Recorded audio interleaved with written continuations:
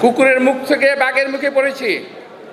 সিন্দাবাদের বুড়ো আমাদের ঘাড়ে চেপে বসেছে, ঘাড় থেকে আর নামতে চান না, ওনাকে ঘাড় থেকে ঝাঁকি দিয়ে নামাতে হবে। বিএনপি কখনো চাঁদাবাজি দখলবাজির মধ্যে নাই। বিএনপি তো ক্ষমতায় নাই, এই সরকার ক্ষমতায় আছে। আমি এই সরকারকে বলতে চাই যে এই চাঁদাবাজ যেখানে আছে, যে দলালির হোক, বুকে সাহস থাকলে দেখে ধরে ফেলেন। সাঙ্গপাঙ্গ যারা আছে এই সরকারের, তারাই নিজেরা এখন চাঁদাবাজি করতেছে। বড় আকারের চাঁদাবাজি, ছোট আকারের না। লুট তরাজ ব্যাংক ডাকাতি এরাই করতেছে। 90,000 কোটি টাকা গত 8 মাসে পাচার হয়ে গেছে। কোনো মিডিয়াতে সরকারের বিরুদ্ধে কোনো কথা নাই, সরকারের সমালোচনা নাই। মিডিয়ার আজকে স্বাধীনতা নাই। আওয়ামী লীগের সময় স্বাধীনতা ছিল না, আজকেও স্বাধীনতা নাই। ওরা ঘুম থেকে উঠে যখন দেখে যে বিএনপি ক্ষমতায় আসবে, তখন তারা নির্বাচন দেওয়ার কথা আর বলতে চায় না। নির্বাচনের কথা বললেই গায়ে জ্বালা পোড়া শুরু হয়ে যায়। সামনে কিন্তু বিএনপির অনেক সমস্যা আছে। বিএনপির শত্রু ছিল দেশে আগে আওয়ামী লীগ, একা বিএনপি শত্রু ছিল। এখন বিএনপির কিন্তু দেশে অনেক শত্রু হয়ে গেছে, অনেক শত্রু, অনেক দল আজকে বিএনপির শত্রু। বিএনপি কাউকে শত্রু ভাবে না। আমি স্পষ্ট বলতে চাই, যারা বিএনপিকে শত্রু ভাবেন, বিএনপি কাউকে শত্রু ভাবে না।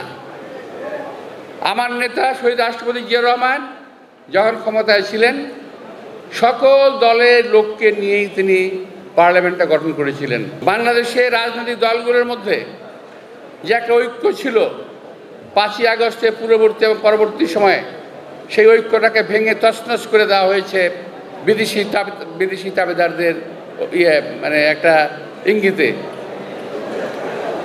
আজকে কনসার্টেড ওয়েতে বিএনপির বিরুদ্ধে কথা বলা হচ্ছে, বিএনপির বিরুদ্ধে চাঁদাবাজি দখলবাজি অভিযোগ করা হচ্ছে। আমি বলতে চাই, বিএনপি কখনো চাঁদাবাজি দখলবাজির মধ্যে নাই।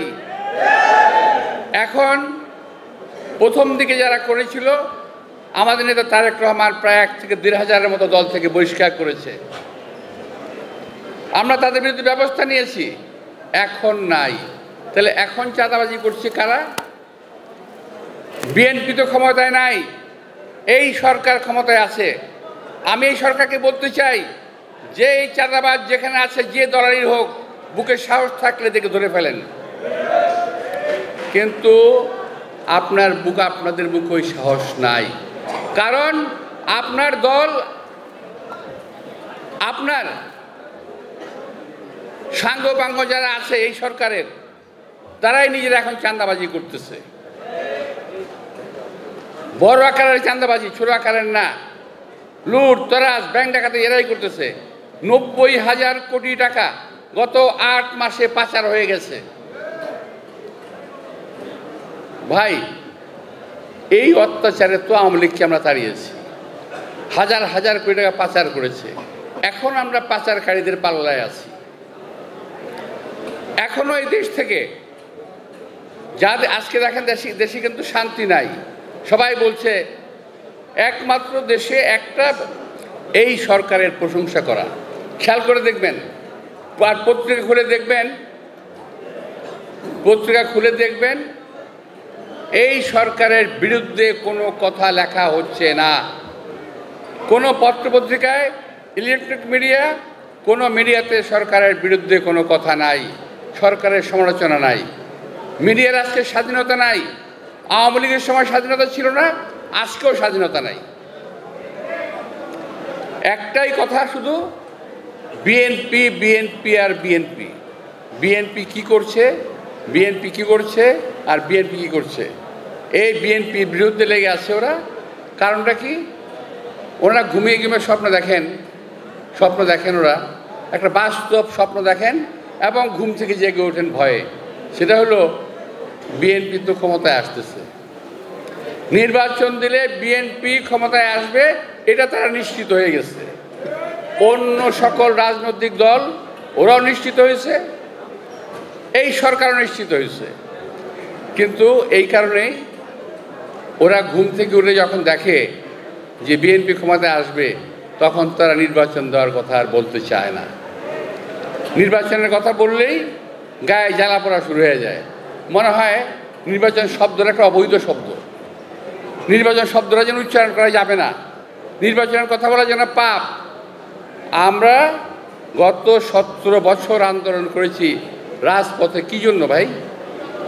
কথা বলার অধিকারের জন্য, গণতন্ত্রের জন্য, নির্বাচনের জন্য রাজপথে আন্দোলন করেছি। আমরা আন্দোলন করে আওয়ামী লীগকে দুর্বল করেছি। একটা সময় যখন দেখতে পেলেন, এই সরকারের কর্মকর্তা দেখতে পেলেন যে বিএনপি তো আন্দোলনের ফল তো ঘরে তুলবে, তখন তারা হঠাৎ করে এসেই ওনারা আওয়ামী লীগের পতন ঘটিয়ে দিলেন। আরে আওয়ামী লীগের পতন তো একদিনই ঘটে নাই রে ভাই, একদিনই ঘটে নাই। তো এখন বিএনপি যাতে ক্রেডিট নিতে না পারে, এই কারণে এই কাজটি আপনারা করলেন। যাই হোক, যা করছেন করেন। এখন কি করছেন? সরকারে এসে কি করতেছেন আপনারা? আমি একটি কথা বলি, কথা আমি বলে যাব। আমার কথা যদি ভুল হয়, আমি আশা করব সরকারের কোনো লোক আমার কথাকে কারেকশন করবেন। আমার বদ্ধমূল ধারণা, বাংলাদেশের স্বাধীনতা সার্বভৌমত্বকে যে রক্ষার জন্যে শহীদ রাষ্ট্রপতি প্রাণ দিয়েছেন, যে রক্ষার জন্যে আমার নেত্রী বেগম খালেদা জিয়া এত বছর জেল খেটেছেন, যিনি আজকে মৃত্যুর মুখোমুখি, যেই স্বাধীনতার কারণে আমার নেতা তারেক রহমান দেশের বাইরে আছেন, সেই স্বাধীনতার সার্বভৌমত্ব আজকে হুমকির মুখে। শুধু একটি কথা আমি স্পষ্ট বলতে চাই, আগে আমরা ছিলাম, কি বলবো এটাকে, আবার তো সমালোচনা হবে, হোক। আগে আমরা ছিলাম কুকুরের মুখে ছিলাম আমরা আগে, এখন ভাই বাঘের মুখে পড়েছি। এই কথাটা আপনাদেরকে অনুধাবন করতে হবে। কুকুরের মুখ থেকে বাঘের মুখে পড়েছি। সিন্দাবাদের বুড়ো আমাদের ঘাড়ে চেপে বসেছে, ঘাড় থেকে আর নামতে চান না, ওনাকে ঘাড় থেকে ঝাঁকি দিয়ে নামাতে হবে। আমাদের নির্বাচন হাসিল করতে হবে, আদায় করে নিতে হবে। জনগণের ভোটের অধিকার আমাদের ন্যায্য অধিকার, এটা আমাদের পাওনা, হিসাবের পাওনা আমরা বুঝে নিতে চাই। আমরা ভিক্ষা চাই না, আমরা হিসাবের পাওনা চাই। আমি যখন দেখছি আমার দেশের, আমি হয়তো আরও পরে নির্বাচনের কথা বলতাম কিন্তু এখন কেন বলছি, আমি দেখছি আমার স্বাধীনতার সার্বভৌমত্ব নিরাপদ নয় এই সরকারের হাতে। আমি আবার বলছি, এই সরকারের হাতে আমার দেশের ভৌগোলিক অখণ্ডতা নিরাপদ নয়। এই সরকারের একজন মন্ত্রী বলেছে, বাংলাদেশের মানচিত্র বদল হয়ে যেতে পারে। আপনাকে পড়েছেন পত্রিকায়? বাংলাদেশের মানচিত্র পরিবর্তন হতে পারে। আমি এখনো বুঝি না এই কথা বলার পরে এখনো কিভাবে তিনি অ্যাডভাইজার আছেন আমি জানি না। যদিও যিনি বলেছেন আমার অত্যন্ত একজন প্রিয় পাত্র। অন্তর্বর্তীকালীন সরকার, নির্বাচন দেওয়া সরকার, দেশের কোন নীতি নির্ধারণী বিষয়ে সিদ্ধান্ত নেওয়ার অধিকার তাদের নাই। দেশের অভ্যন্তরে আজকে আপনারা করিডোর দিতে চাচ্ছেন, এটা কি জিনিস ভাই? করিডোর আপনি কি আপনার বাড়ির মধ্য দিয়ে কাউকে যাওয়া আসার রাস্তা দিবেন? কেন দিবেন না?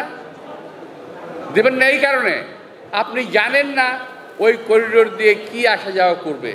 সাপ আসবে, ব্যাঙ আসবে, নাকি অন্য কিছু আসবে, আপনি জানেন না। সুতরাং এই করিডোর দেওয়ার বেলায় সাবধান হন, দেশের মানুষের মতামতের দিকে খেয়াল রাখেন। নির্বাচিত সরকার ছাড়া এই সিদ্ধান্ত নেওয়ার মালিক আপনারা নন।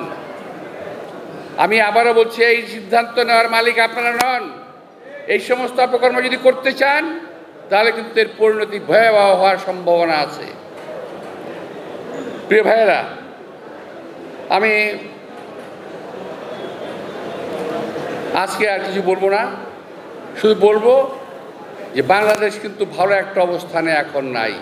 অনেকেই শুধু বলেন আমাদেরকে এটা দিয়েছে, এটা দিয়েছে, এটা দিয়েছে। ভাই, আওয়ামী লীগ না থাকলে দেশের উন্নয়ন এমনি হতো। আওয়ামী লীগ না থাকলে দেশের চুরি এমনি বন্ধ হয়ে যেত।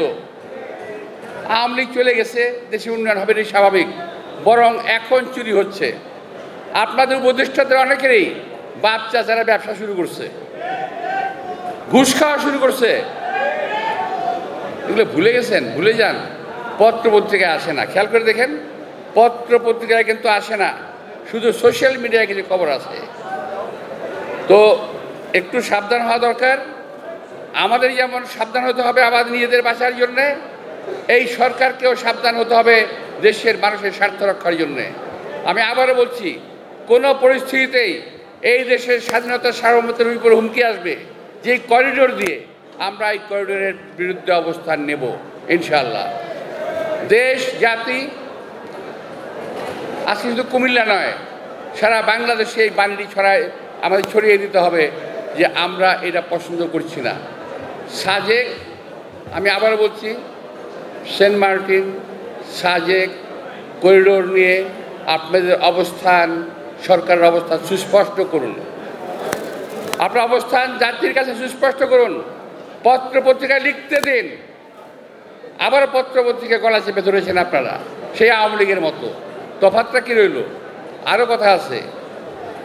আমার লজ্জা লাগতেছে কথাগুলো বলতে। আমি লজ্জায় এই সরকারের আরও অনেক কর্মকাণ্ডের কথা আমি বলছি না, আমার নিজেরই লজ্জা লাগতেছে। তবে হ্যাঁ, সময় যদি আসে ইনশাল্লাহ বলবো।